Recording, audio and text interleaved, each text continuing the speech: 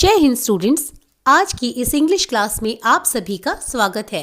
Students, आज की इस क्लास में हम आपकी इंग्लिश बुक मोमेंट्स के लेसन नंबर 4 जिसका नाम है इन द किंगडम ऑफ फूल्स। फूल्स मतलब बेवकूफ़ या मूर्ख और किंगडम का मतलब होता है राज्य। तो इस लेसन का टाइटल है इन द किंगडम ऑफ फूल्स मतलब मूर्खों के राज्य में इस लेसन को पढ़ने वाले हैं।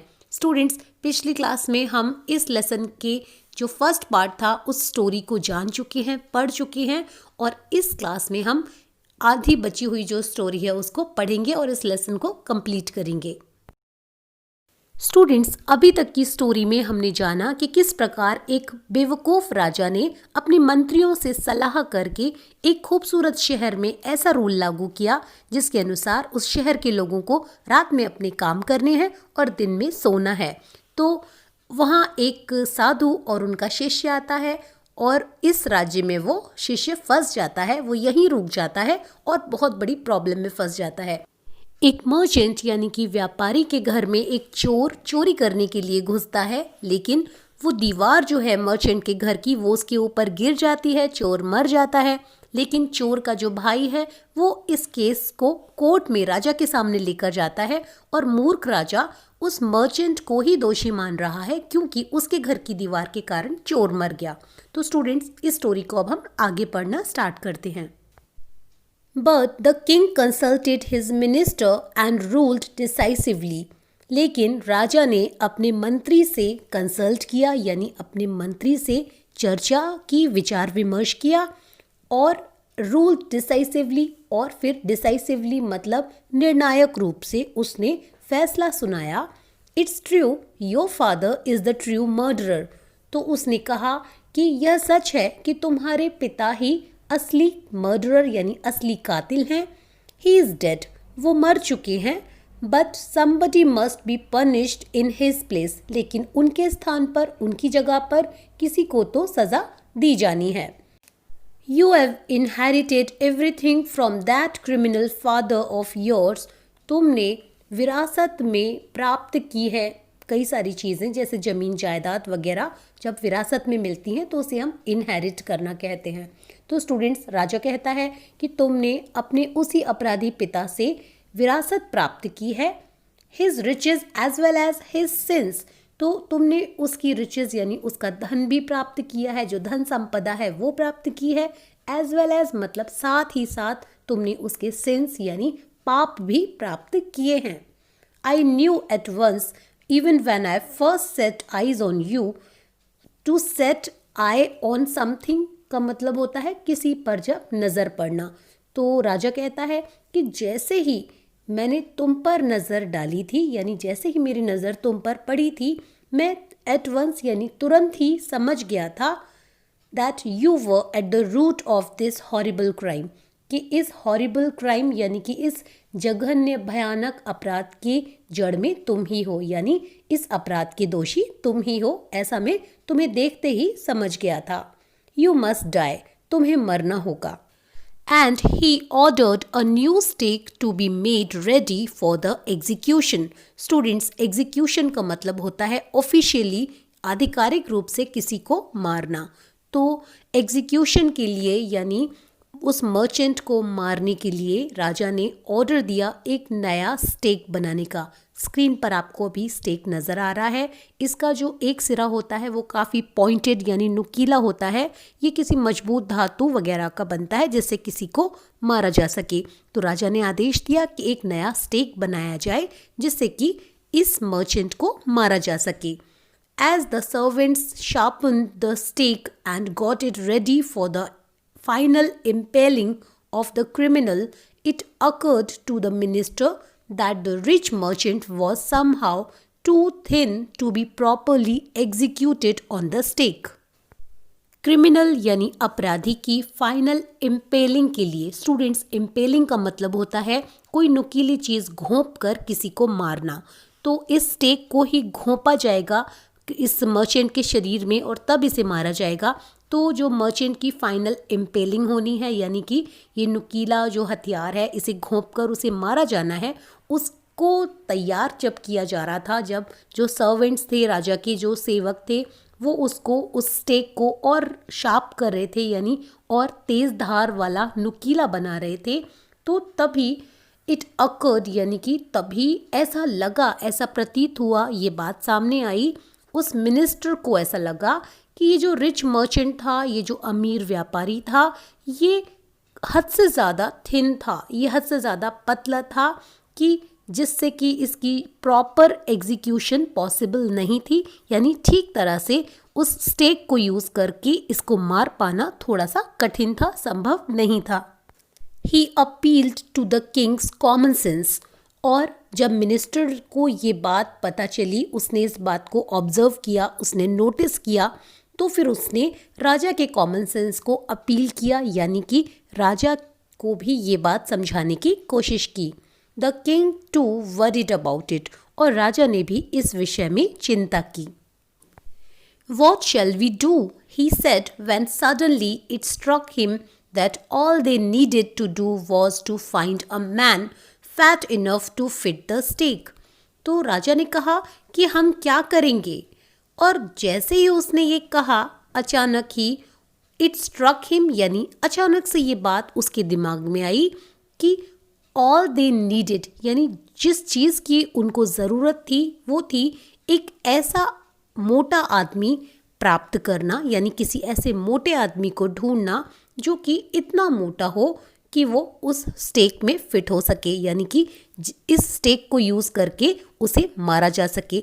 तो यानी मूर्ख राजा अब सोच रहा है कि क्योंकि ये आदमी बहुत ज़्यादा पतला है, तो इसकी जगह पर किसी मोटे आदमी को इसी स्टेक को यूज़ करके मार दिया जाए और इस प्रकार से न्याय हो जाएगा।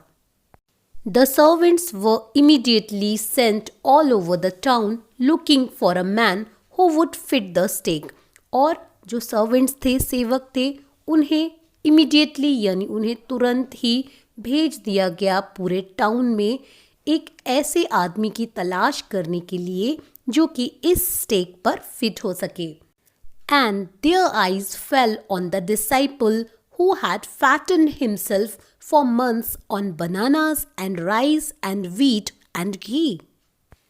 और सर्वेंट्स यानी सेवकों की नज़र पड़ी गुरु के उसी डिसाइपल यानी शिष्य पर जिसने महीनों तक बहुत सारे केले, चावल, घी और गेहूं खा खाकर खुद को काफ़ी मोटा कर लिया था।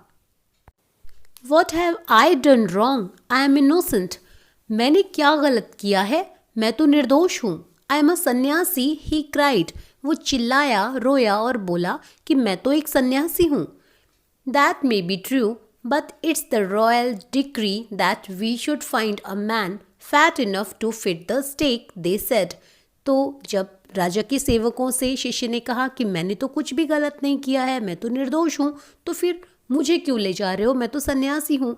तो राजा के सेवकों ने कहा कि हो सकता है कि ये सच हो, लेकिन ये शाही आदेश है कि हमें एक ऐसा मोटा व्यक्ति प्राप्त करना है, यानी एक ऐसा मोटा व्यक्ति ढूंढना है जो कि स्टेक पर फिट हो सके। And carried him to the place of execution, और फिर जहाँ पर ये मौत की सज़ा दी जानी है ऑफिशियली, तो उस जगह पर वो उसको लेकर आए। He remembered his wise guru's words, this is a city of fools, you don't know what they will do next. तो जब उसको लेकर आए तो डिसाइपल यानी शिष्य को अपने बुद्धिमान गुरु के वही शब्द याद आए कि यह जो शहर है ये मूर्खों का शहर है और तुम नहीं जानते कि आगे वो तुम्हारे साथ क्या करें। तो ये शब्द गुरु ने शिष्य को बोले थे, उसे चेतावनी दी थी, उसे आगाह किया था, लेकिन गुरु की बात शिष्य ने नहीं मानी थी। तो आज गुरु के वही शब्द इस शिष्य को याद आए। While he was waiting for death, he prayed to his guru in his heart, asking him to hear his cry wherever he was.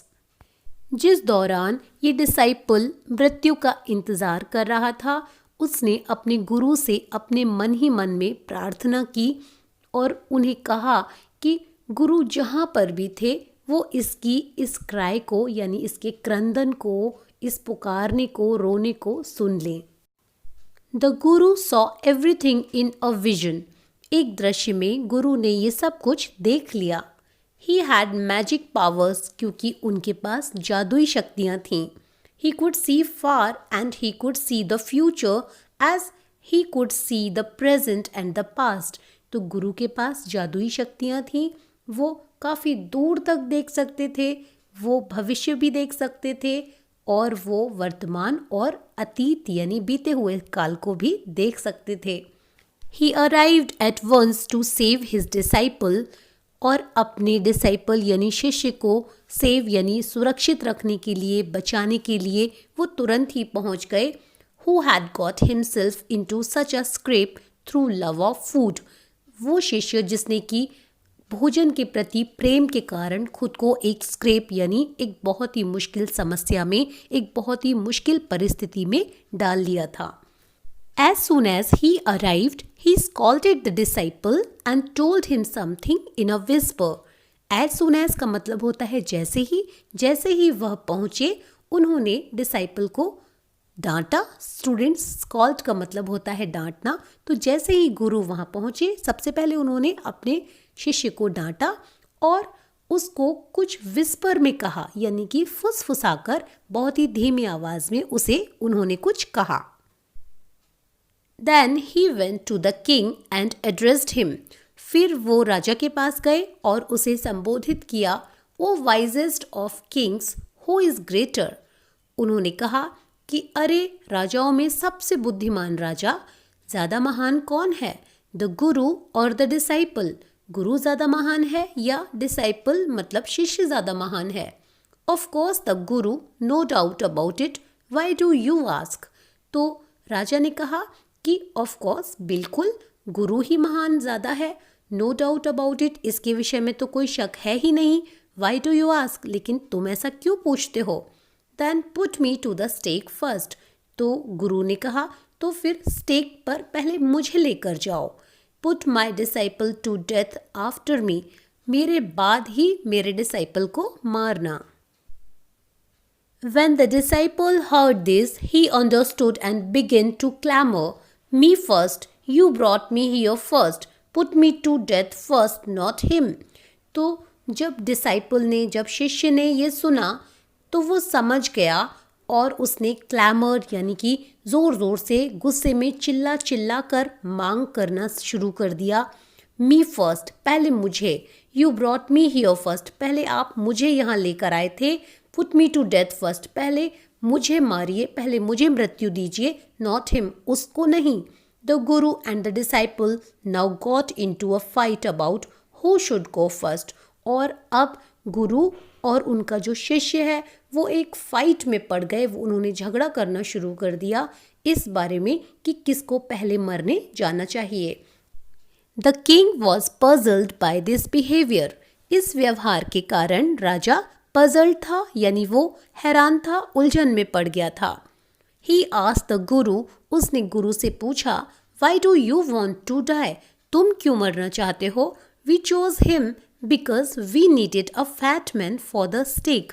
हमें एक स्टेक के लिए मोटे आदमी की आवश्यकता थी, इसलिए हमने इसको चुना. You shouldn't ask me such questions. गुरु ने कहा कि तुम्हें मुझसे ऐसे सवाल नहीं पूछने चाहिए. Put me to death first, replied the guru. Guru ने जवाब दिया कि पहले मुझे मृत्यु दो यानी पहले मुझे मार दो. Why, there is some mystery here. तो राजा ने कहा कि क्यों, ज़रूर यहाँ पर कोई मिस्ट्री है, कोई रहस्य है. As a wise man you must make me understand. एक बुद्धिमान व्यक्ति हो तुम तो तुम्हें मुझे समझाना चाहिए, बताना चाहिए. Will you promise to put me to death if I tell you? asked the Guru. गुरु ने राजा से पूछा कि क्या आप वादा करते हो कि अगर मैं आपको बता दूं तो आप मुझे मृत्यु दे दोगे. The king gave him his solemn word. तो राजा ने भी बहुत ही solemn word यानी कि एक वादा कर लिया उससे. solemn का मतलब होता है बहुत ही फॉर्मली यानी औपचारिक रूप से, बहुत ही गंभीरता पूर्वक कोई बात कहना. तो राजा ने भी बड़ी ही गंभीरता से उससे वादा किया कि हाँ, अगर वो बता देगा तो फिर राजा उसको मृत्यु दे देगा. The Guru took him aside out of the servants earshot and whispered to him, Do you know why we want to die right now, the two of us? तो गुरु ने क्या किया, गुरु उसको यानी राजा को असाइड मतलब अलग से एक तरफ ले गया, out of the servants year shot, वहाँ जहाँ की सर्वेंट जो हैं, जितने भी सेवक हैं उसके आसपास, उनके कान उनकी बातों को ना सुन सके, यानी सेवकों से दूर राजा को वो ले गया। एंड विस्पर टू हिम, और धीरे से फुसफुसाकर गुरु ने राजा से कहा, do you know why we want to die right now, तुम्हें पता है कि हम दोनों अभी ही क्यों मरना चाहते हैं? द टू ऑफ अस, हम दोनों ही। We have been all over the world but we have never found a city like this, हम पूरी दुनिया में घूमे हैं, यानी हम पूरी दुनिया घूम कर आए हैं, लेकिन हमें इस प्रकार की आपकी जैसी कोई भी सिटी यानी आपके जैसा कोई भी शहर हमें नहीं मिला, और अ किंग लाइक यू, और ना ही हमें आपके जैसा कभी कोई राजा मिला। That stake is the stake of the god of justice, ये जो स्टेक है ना, जो इंस्ट्रूमेंट राजा ने बनवाया है मारने के लिए, तो ये जो स्टेक है ये जो न्याय के देवता हैं उनका स्टेक है। इट्स न्यू, ये नया है। It has never had a criminal on it, इस पर कभी भी कोई क्रिमिनल, कोई अपराधी नहीं रहा है, यानी इस स्टेक को यूज़ करके कभी भी किसी क्रिमिनल को, किसी अपराधी को सज़ा नहीं दी गई है। Whoever dies on it first will be reborn as the king of this country, तो जो कोई भी इस पर सबसे पहले मरेगा वो दोबारा जन्म लेगा इस देश के राजा के रूप में। And whoever goes next will be the future minister of this country, और उसके बाद जो जाएगा, जो अगला व्यक्ति इस पर मरेगा, वो इस देश का फ्यूचर में, भविष्य में मिनिस्टर यानी कि मंत्री बनेगा। We are sick of our ascetic life, हम अपना ये जो सन्यासी जीवन है, असेटिक लाइफ मतलब जो मटीरियलिस्टिक चीज़ें होती हैं, जो भौतिक सुख सुविधाएं होती हैं, उनसे दूर जैसा साधु सन्यासी जीवन बिताते हैं, उसे कहते हैं असेटिक लाइफ। तो गुरु ने कहा कि हम अपने इस सन्यासी जीवन से अब थक गए हैं। It would be nice to enjoy ourselves as king and minister for a while. For a while मतलब कुछ समय के लिए।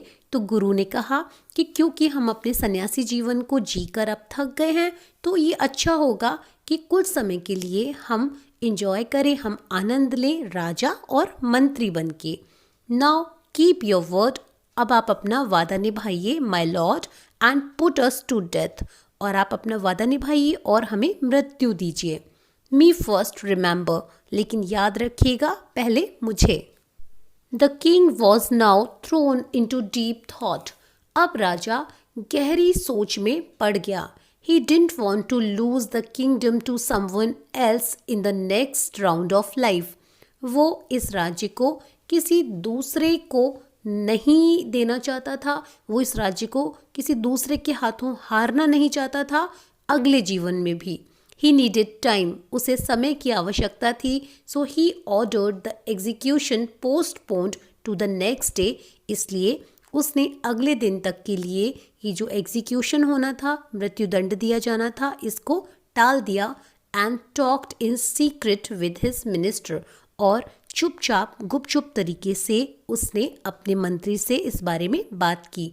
It's not right for us to give over the kingdom to others in the next life, उसने कहा कि हमारे लिए ये ठीक नहीं है कि हम इस राज्य को अगले जीवन में दूसरों को दे दें। Let's go on the stake ourselves and we will be reborn as king and minister again, और उसने कहा कि चलो हम खुद ही स्टेक पर चलते हैं, यानी उस स्टेक के हाथों हम खुद ही मरते हैं और हम दोबारा से पैदा होंगे इसी राज्य के मिनिस्टर और राजा बनकर। Holy man do not tell lies, he said, उसने कहा कि जो होली मैन होते हैं, जो पवित्र व्यक्ति होते हैं, पवित्र आदमी होते हैं, वो झूठ नहीं बोलते।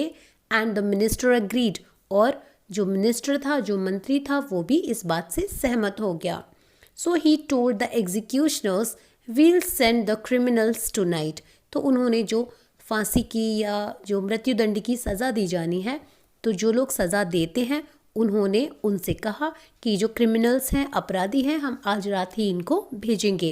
When the first man comes to you, जब पहला व्यक्ति तुम्हारे पास आए, put him to death first, पहले उसको मृत्यु देना, then do the same to the second man, और फिर वही दूसरे व्यक्ति के साथ भी करना।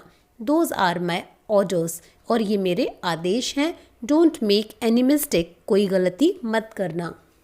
That night the king and his minister went secretly to the prison, और उसी रात राजा और उसका मंत्री सीक्रेटली यानी कि चुपचाप प्रिजन यानी जेल में गए। Release the Guru and the disciple, उन्होंने गुरु और उनके शिष्य को रिलीज कर दिया, मुक्त कर दिया। Disguise themselves as the two, और उन्होंने वेश बदल लिया। डिस्गाइज मतलब होता है अपना वेश बदलना, और उन्होंने अपना वेश बदल लिया और वो गुरु और उन शिष्य का वेश उन्होंने रख लिया। And as arranged beforehand, और जैसा कि पहले ही व्यवस्था कर दी गई थी, विद लॉयल सर्वेंट्स, किसके द्वारा? उनके जो लॉयल यानी वफादार सेवक थे उनके द्वारा। Were taken to the stake, उन्हें स्टेक पर ले जाया गया। एंड प्रॉम्प्टली एग्जीक्यूटेड, और तुरंत बिना देर किए हुए उनको एग्जीक्यूट कर दिया गया यानी उनको मृत्यु दे दी गई। When the bodies were taken down to be thrown to crows and vultures, the people panicked.